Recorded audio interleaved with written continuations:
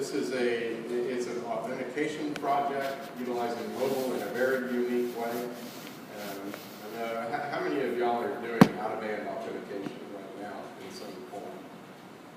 Anybody? Let's see if you, so this takes it a little bit further than most of the solutions that you'll see out here. I'll go ahead and turn it over to Josh and let him tell you a little bit more.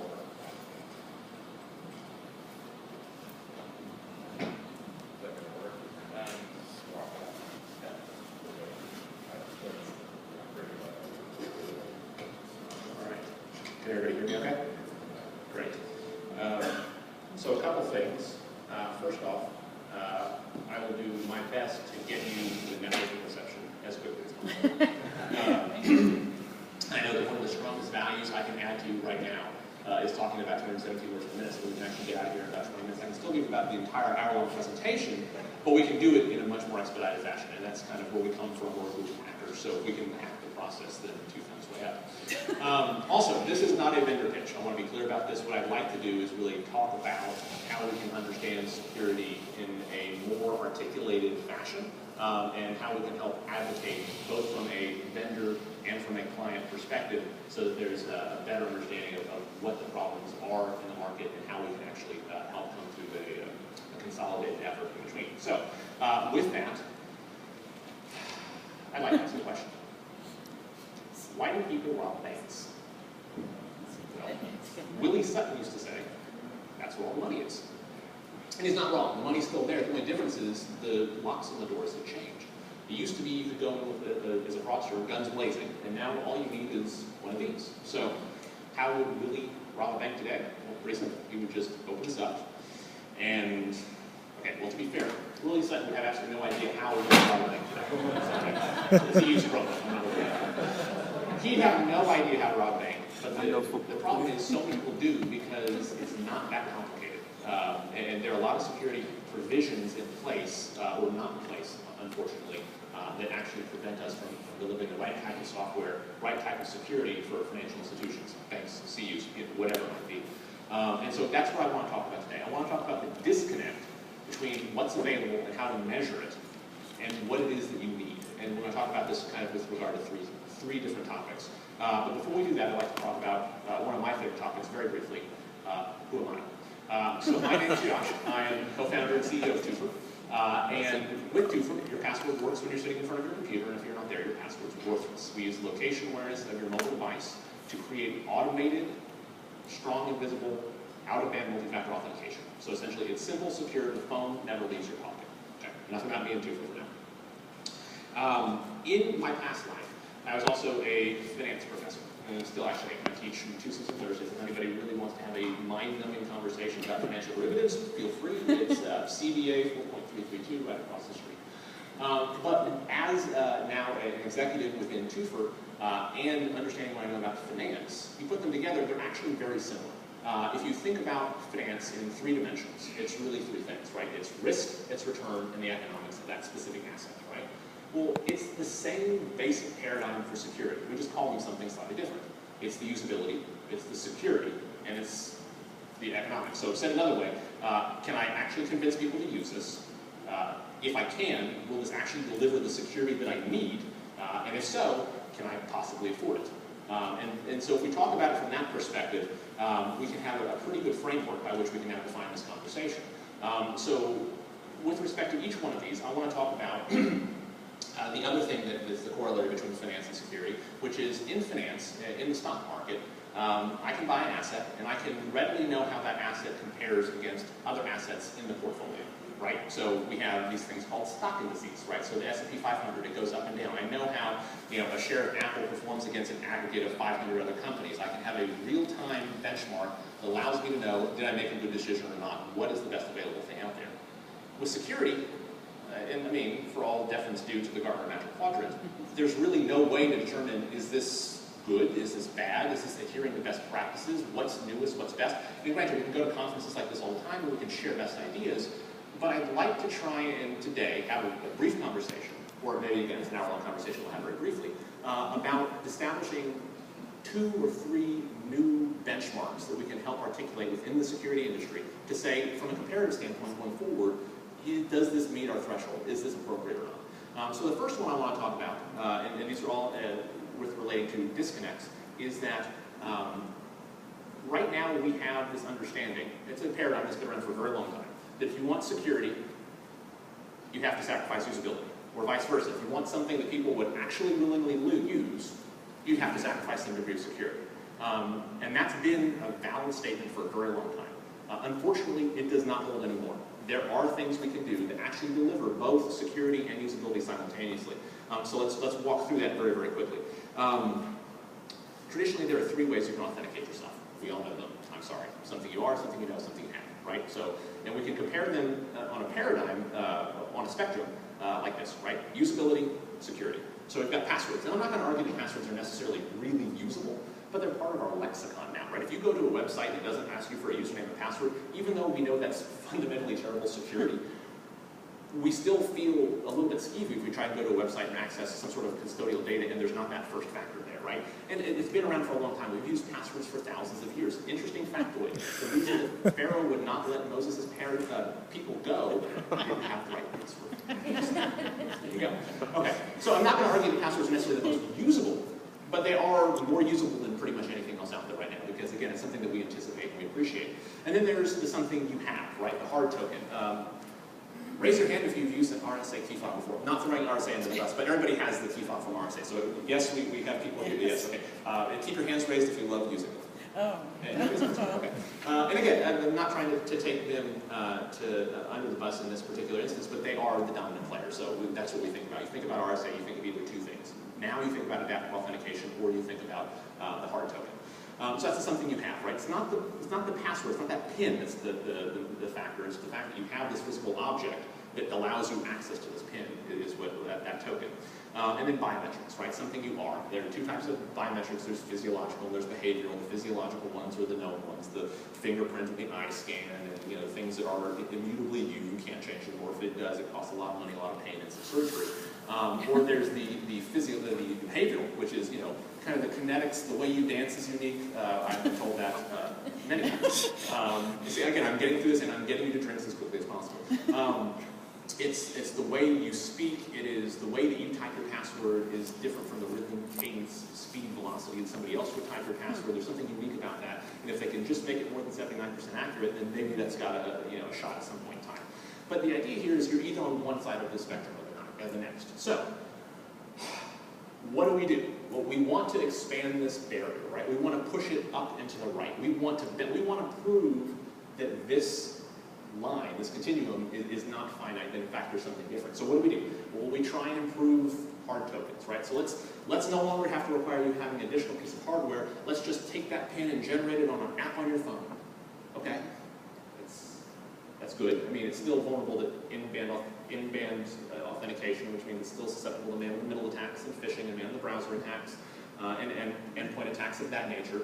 And so, I mean, there's still issues with it. So maybe it's slightly less secure because now you're also having to believe fundamentally that that application is not going to be corruptible. But maybe you don't have to have that as a piece of hardware anymore, so you're getting up there. Or let's take that PIN and let's send it via SMS, right? Because that's really, really cost effective for 5 cents per SMS text. And we're going to send it over an unencrypted channel too, so 2 thumbs way up there. So we're getting to the point where we're moving up the spectrum, but we're not breaking it. We're not fundamentally changing it. And then we thought we had the answer. So there's a little precursor here because you clearly know it's not the answer because I said it in such a way. But we thought we had the answer, right? Out-of-band push notifications. I'm going to communicate directly with that device, and the device is going to communicate directly back with me. And so maybe we're actually taking this spectrum and we're bending it, we're pulling it out, right? So maybe there's this whole area that we haven't quite discovered yet. Maybe we're at the front edge of this until we discovered this iTunes syndrome. So everybody here at some point in time has interacted with iTunes and probably has been asked to update their iTunes application at some point in time. Which means that what happens is iTunes closes down, restarts, presents you with the contract, you press agree, and then you have access to your music again. Huzzah. This is a great metaphor for custodial data too, because all you want is your music, and you don't want to be impeded by any type of interaction to get to your music. Question is, when was the last time any of you read that contract? It's rhetorical, that's fine. But the principle of this is if you only have that agree button there standing in between you and your music, you don't care about what the message says.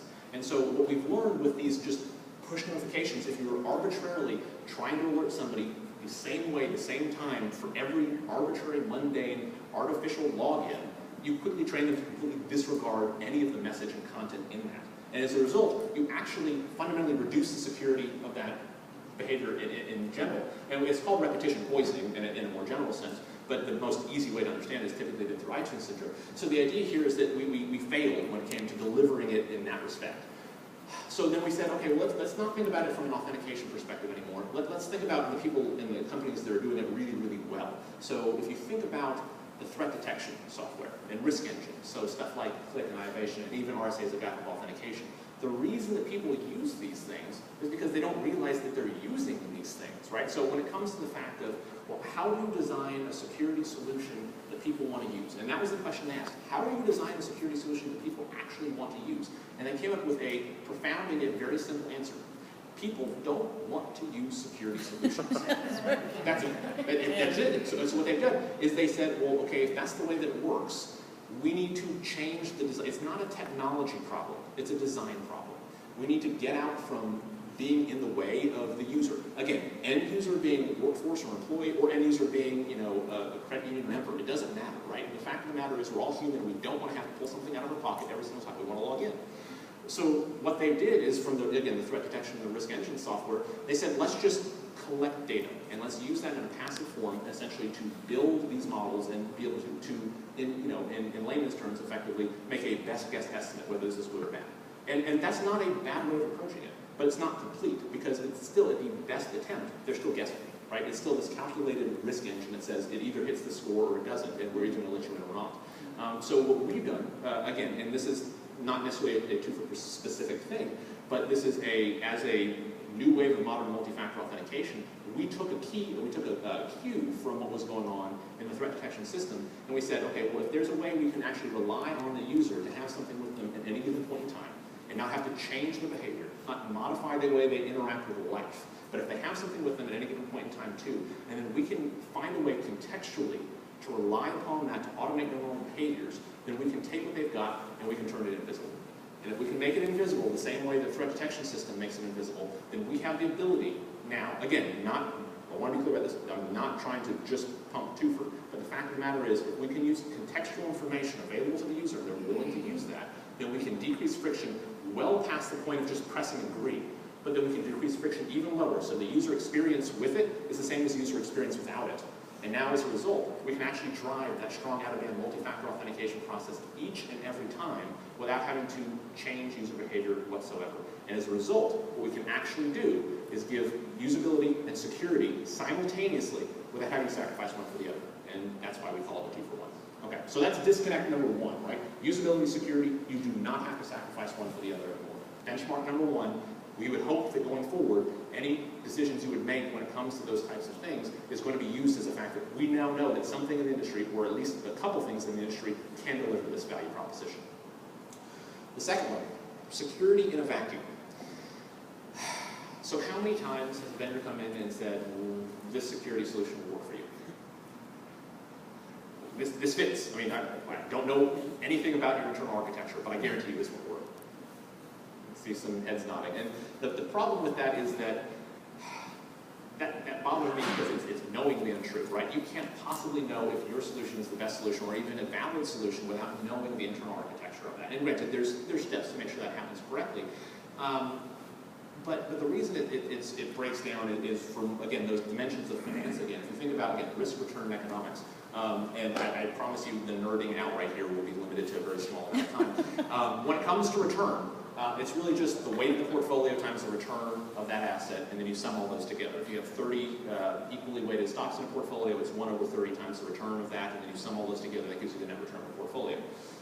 That's individualistic. That doesn't take into consideration any type of relationship between individual assets. That's fine.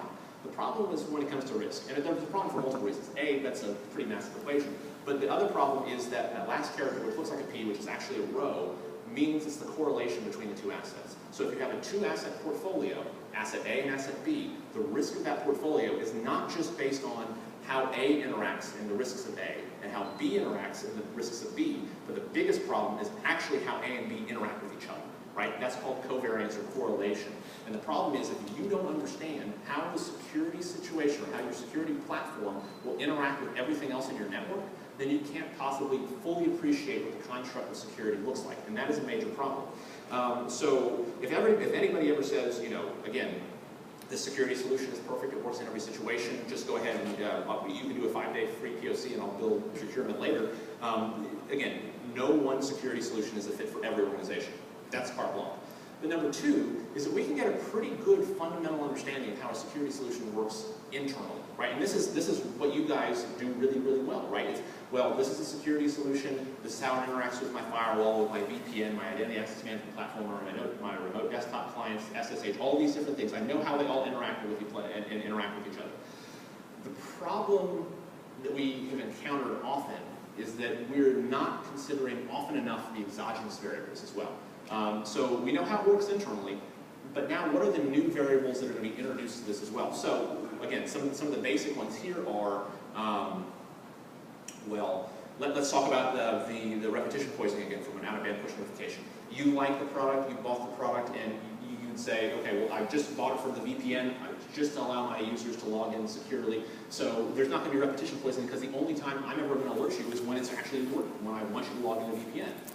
Well, that's all good and well, but what happens now if that security solution is actually really popular and adopted other places for that person's Dropbox account, and then for Facebook and for Google, and for 5 or 6 other services. And now it's not only the VPN that's alerting them, it's this myriad other services that are constantly pinging them. And that's not a hard attack to necessarily just kind of spam bot those types of applications where you have 40 yes, yes, yes, yes, yes, and by the time you hit yes to the fraudulent VPN access, you're hosed, right? So it's things like that. It's if you buy a service and it's hosted on somewhere other than your on-prem solution, then what other services are on that cloud and what type of interaction, again, even if that's a really good dedicated server, what else is in the data center? I mean, is there any type of cross-pollination that could affect you? Or, again, one of the ones that you get a lot often is biometrics, right? Next year is always the year of biometrics. It's been that way for 30 years, right? And so there's something inherently cool about biometrics. But at the end of the day, I'm going to put my thumbprint somewhere, and you're going to get an image of that, and then you're going to put that into ones and zeros, right? And so at the end of the day, what is the fundamental difference between my fingerprint and a really, really, really long password?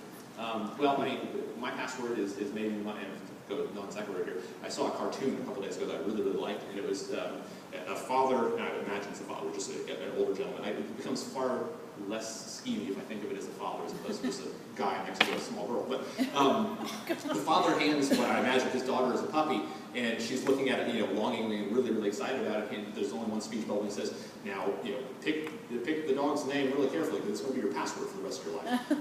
So I was like, but when it comes to biometrics, really, when you're talking about a password versus this digital version of my fingerprint, there's really no difference except for the fact that my password might be easier to hack or faster to break than this really, really long, robust, series of ones and zeros.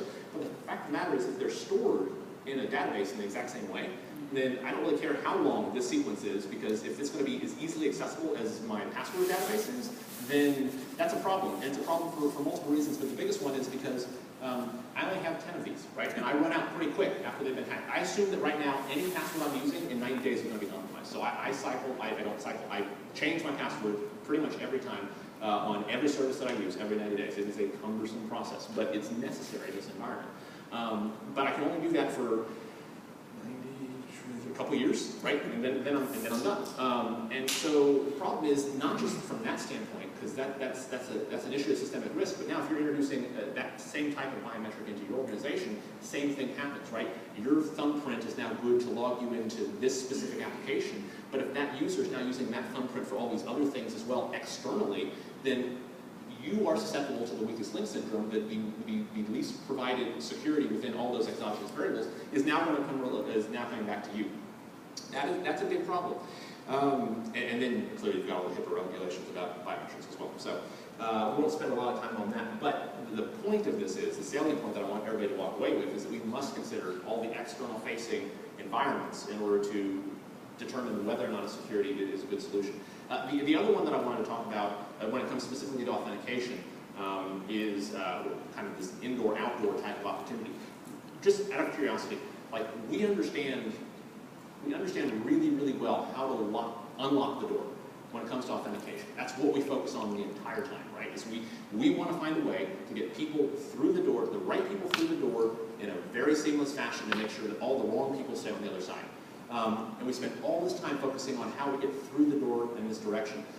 The problem is, and again, from this disconnect, it's what's the last thing you do before you leave your house? You lock the door. We spend virtually no time in an online environment thinking about how we then terminate sessions on the outside, right? So we like most likely on some sort of temporal window, oh, that the session hasn't been touched for 20 minutes, 30 minutes. That's great, except for when I log in and it's been a minute and I walk away, I now have 29 minutes of man the browser exposure, no matter how I got in, unless we can now start using contextual information to terminate sessions early. So I think that there's a lot more to be said about kind of creating these secure exits, and I honestly don't know of a lot of ways to do it well, except for using contextual information on a mobile device. Again, not a plug for Toopher, but it's something that I think really bears some degree of discussion and thought, is that it's something that we do so normally, like we pull out of the garage, we shut the garage door, we walk out of our door, we lock the door, and yet from a digital standpoint, we just assume that the session terminates, or we store it in a secure cookie so the next time we log right back in, it goes in without a problem. Again, it's this balance between usability and security. We've been talking about it for a long time. But the thing is, it's been changed now, right? We can offer security and usability in the same way, at the same time, and we can also now start to talk about more articulately how, that was kind of paradoxical, I can't even pronounce the word articulately. We can now more clearly articulate what needs to happen when it comes to the observations within security and the security solutions themselves. The last disconnect that I want to talk about, it's probably my favorite. I hope it's your favorite, but I usually get humbled by the security industry when I mention it. So, just out of curiosity, and put your hands down very quickly so the vendors don't see. Who here has budget? Okay, good. Now, who here has too much budget? Okay, I don't see any hands. And so this is another fundamental disconnect, because the way that security is priced today is a huge fundamental problem. If you are somebody who owns responsibility of an area, and you own the budget, and you wake up at 3 in the morning with a cold sweat thinking that you have no more budget, you still have vulnerabilities, there's something that's wrong there. Now, I'm not going to just put it entirely in the security industry. It would be great if there were more budget. Like, let's just call a spade a spade. But you've got to work with what you've got to work with. And if the security industry is not willing to meet you in some regard and offer you what you need, and it's not a matter of like dumbing it down or making it light, like it's the fact is you need robust security and you need it at a valid price point. And this is a fact for 2 reasons. Number one, vulnerabilities still exist even when money doesn't, right? There's a disconnect there. There's not, again, you talk about supply and demand and that's how you determine the best price. There's no such thing as a shortage when it comes to software, right? We've seen this because you can take 1 copy of a DVD and you can make 1 billion copies of a DVD. There's no shortage, so this is just completely artificial. And the second is really that we're relying on historical precedent rather than modern reevaluation to actually determine what the price of the market is. And so I think the best way to talk about this, at least in my opinion, it harkens back to Tina Turner's hit, What's Mars got to do with it? So the question is, why have we never been to Mars? Well, now it's because we have absolutely no shuttle program. So yes, it is. We have to rely on the Russians to get us up there. But historically, we haven't been to Mars because we never had the ability to, on our modern shuttle, actually break through it with enough atmosphere. We never had enough thrust to actually break our own atmosphere and then have enough to get out there. So the question is, okay, well, why didn't we have enough thrust? Well, we didn't have enough fuel on board. Okay, why didn't we have enough fuel? Well, because the thrusters, those 2 white things on the side of that fuel canister, were only so powerful, and the fuel tank was only so big. Well, why was the fuel tank only so big? Well, the fuel tank was only so big is because the company that won the contract to build the fuel tank was in Utah. And in order to get the tank from Utah down to Cape Canaveral, you have to go through a mountain. Like, That's just the way it is, because you have to do it on a railroad. So they blew a hole in the mountain, hole, the mountain hole. The mountain hole was only so big because it was big enough to accommodate the railroad, which was built a long time ago. Okay, well, we've established the hole is only so big because the railroad is what did it originally, and to go around the mountain range was just way too cumbersome. You had to take this path. And so why was the railroad track that big? Well, because the way we built railroads was with wagons, and that's just how we've done it. And why were the wagons that standard size? Well, the wagons were that standard size because those are the wagons we brought with us when we settled this country, several hundred years ago. And those were the wagons that essentially had been the same design for the previous 2,000 years. So why were wagons that big? Well, because horses don't like to stand 3, they like to stand just 2. So really, when it boils down to it, we didn't go to Mars because a horse's ass is about this big. And it's unfortunately the same basic logic that applies to why security is so expensive. A long time ago, we had a security need, and we had hardware to fix that security need. And then we had software to fix that hardware security need. The problem is, the software companies did not say, well, our costs are this much compared to the hardware costs are this much, so we'll charge this much. That's not the way that, well, the VCs that back them probably thought about it, right? The fact of the matter is they talk about the fact that the hardware is priced here, so we can charge this. And that's enough motivation to get people to use us, because now we'll be fractionally smaller, or marginally differential. But now our profit margin, hardware profit margins were this, and software project margins are this. I probably should have done slides for this, but I like to do my things. We've already established that. And that's been the problem, is that we've just used historical precedent over the course of the last 30 years to define what security costs should be. We have not gone back to the market and said, you know what? What if there were a group, at least one, but probably a group of very obstinate security professionals that actually want to disrupt the market? They want to provide a security solution that is usable and secure and also costs a fraction of what everything else in the market costs. That, I think, is the last disconnect to put into view. And I think the fact of the matter is, if you can do this, and you can do it in a highly scalable, highly cost-effective way, then you've got something that's interesting. But I think it has to go beyond more than just that. You have to be able to very quickly and very inexpensively be able to test as well. Because it's one thing, again, for some of these more legacy and traditional deployments, where even if you had the $1 million to do an authentication deployment and you could buy, the 7 servers and the 3 people who run the 7 servers and all of the provisioning and all the tokens and all this, there and the other, the fact of the matter is, if it takes 3 months to do the discovery and it takes another 6 months to do the installation, you're wasting everybody's time, right? Your time is way too valuable to do that. But if you can find a way to do a very fast evaluation, you can do a POC in a matter of a couple weeks, and it's very, very developer unintensive. That, I think, is the thing that can help bridge this gap and be able to deliver the types of technology, the types of security that financial institutions, again, banks, brokerage houses, credit unions, this is what is necessary. And again, I would say even more specifically within credit unions, where budget can be even more of a stretch at times. That, I think, is an incredibly important value to drive here. And that's the last disconnect, too. So if we're talking about the benchmarks, I think 3 things to take forward from this. Again, I've always been told that 3 things are important. Those are the fact that usability and security, there's no longer a trade-off. You have the ability to now drive both simultaneously. You don't have to sacrifice one for the other. Security can stand up to exogenous variables, and in fact, you have to evaluate it in the construct of the exogenous variables. And then the last one is that solutions have to fit within existing budgets.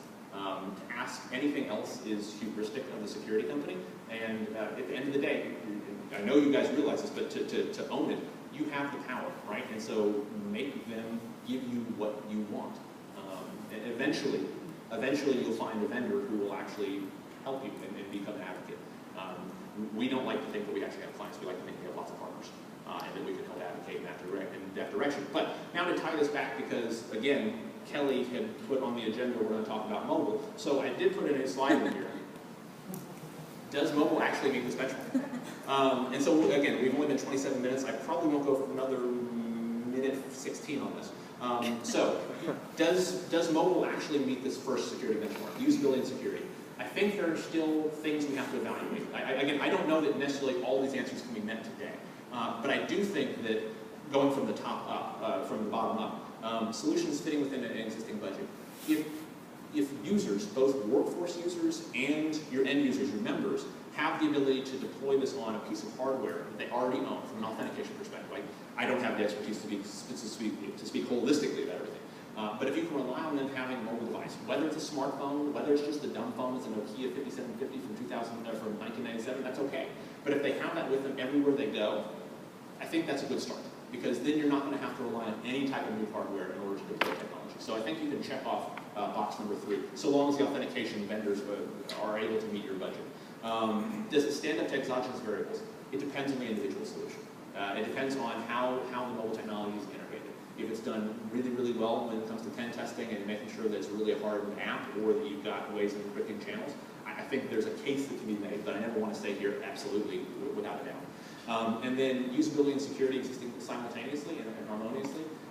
Again, to me, this is about context. If you have to change somebody's behavior, whether it's a mobile device or a hard token or a biometric, if you're meaningfully changing the way that they interact with that website, I'm not talking about how they're interacting with their mobile device, but if they have an expectation, if they've been interacting with your site or your network or your VPN for a long time in a certain way, and now you go and you meaningfully change that, that creates dissonance and friction. Dissonance and friction are the enemy of adoption. And I don't care how great the technology is, if you've only got 1% adoption, that's fundamentally saying that 99% of your users reject it.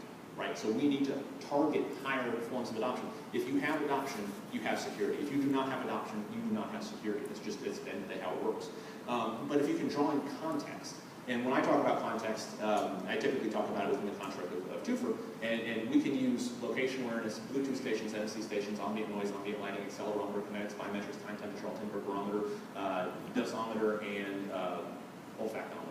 Well, we don't use them all today, but that's how we like to talk about context, right? So like the things, anything that a phone can or at some point in the future could understand and see. If you can sense those things and drive them invisibly, then I think you have the ability to do usability and security simultaneously. I'm going to do something uncharacteristic of me. I'm going to take 5 seconds and not say anything and see if you guys have any questions. I'd be delighted to answer. Oh, no. Yes, questions, because I have a one-liner at the end that I like. It's a kind of a zinger, so we'll say that to the end. Does anybody have any questions, any thoughts, any comments, any concerns, any quandaries? No, that's not good. I want to hear more about Toopher. Somebody's out there. There we go. Yes, sir. You mentioned this is more specific to your product. Sure. It's not, let's say, Sure. You didn't make any money on it. Geolocation services that you talk about, is it proximity? What type of That's a great question. And then with apps and other things out there that mix of that, how do you take it against that? No, that's a great question. So again, now we're talking about Toopher specifically. The location services that we rely on are location services available in the operating system. So we can use GPS, we can use Wi-Fi SSID, and we can use cell phone tower triangulation. What we do is we actually take all of them and we marry them together to get the most crystallized lat-long coordinate we possibly can on that. And then we sign that on a server-signed whitelist embedded in the hardware vault of the phone. So we don't want to keep anything at the software level or the application level. We want to keep anything that's stored at the hardware level and sign that essentially within the TPM architecture that's available on the phone. So the question then becomes, well, how can people then mess with location awareness? And the way we do there is we don't rely on location awareness to actually create the authentication.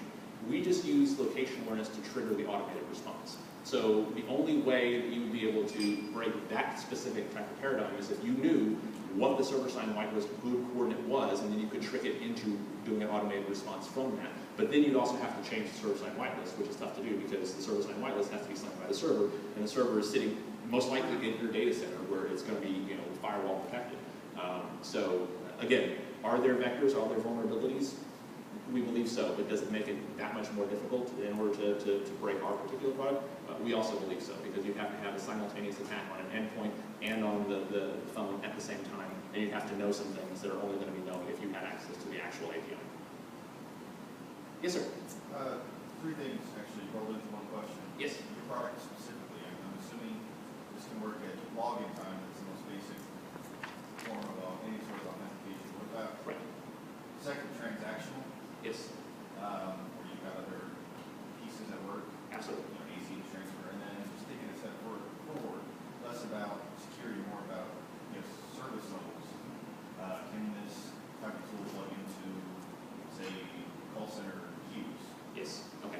great questions. Number one, it can be used for any action you deem appropriate within. It's highly configurable on your end. So you can use it for session authentication. You can use it for critical action authentication. You can choose not to allow critical actions to be automated, and in this respect, then the paradigm that holds is that you're only then going to be alerting a user, again, workforce or external, when something's either out of the ordinary, so a request is coming from either a new location or a new device, or something's really important. So if they're transferring money, they can have the double touch there for ACH transfer. If they're paying a bill, again, whatever it might be, if you want to have the double touch there, the nice thing is if for some reason somebody gained access to the account and then tried to create a request to transfer money out, even if they could convince that it was in a good location that had access to the account, that still out-of-band authentication request will push to the user. And so, again, the paradigm shift is that while every other push notification software out there essentially wants to alert you every time anything ever happens, we only want to alert you when something meaningful happens. So as a result, we don't train you to ignore us, we actually train you to pay attention to the messages because you'll only be alerted when something's either out of the ordinary or really important. So yes, you can do it for sessions, you can do it for any critical action, highly configurable. And then again, it can deploy on any type of web service, it can deploy on anything that has an authentication paradigm. So again, it's just a couple of API calls. We have an on-prem solution, we also have a cloud solution, again, depending on whatever fits you the best. But from that perspective, we've also put it into payment authorization tracks as well. So now you can take a credit or debit card, swipe that card, request gets pushed to your phone. Is this you, yes or no? And hey, in the future, if I'm here to pre-authorize up to a certain amount, so I don't even have to pull my phone out of my pocket next time I buy $7 worth of coffee at Starbucks. So things that are really routine, strong out-of-band multi-factor authentication, completely invisible. But now if anybody ever stole my credit card or my debit card or anything with payment, then they can't do anything without actually having to authorize it from my phone. So call centers, payment authorization, physical access. We've been toying around with vehicle access as well, but that's probably at least a few, 3 things. So. That answered, I think, all of your questions. Is that okay? Okay, great. Any other questions? Wonderful. Okay. So my zinger here. Let me just make sure. Okay. So we talked about the authentication benchmark. We talked about the new benchmarks in security. We talked about usability and security simultaneously. We talked about, again, just bringing it home here. Usability and security simultaneously. We talked about security does not exist in a vacuum, and you have to understand kind of all the parameters, both inside and outside of the firm. And then also that it's unfortunately wickedly overpriced, so you have to find somebody who's willing to come in and actually disrupt the market and provide a solution that actually fits within your budget. So, when someone asks, how do you rob a bank or enterprise today? The answer changes from probably the same way I just broke your Twitter account. To, I don't know, that's a good question. It just got a whole lot harder. Thank you guys very much. Thank you.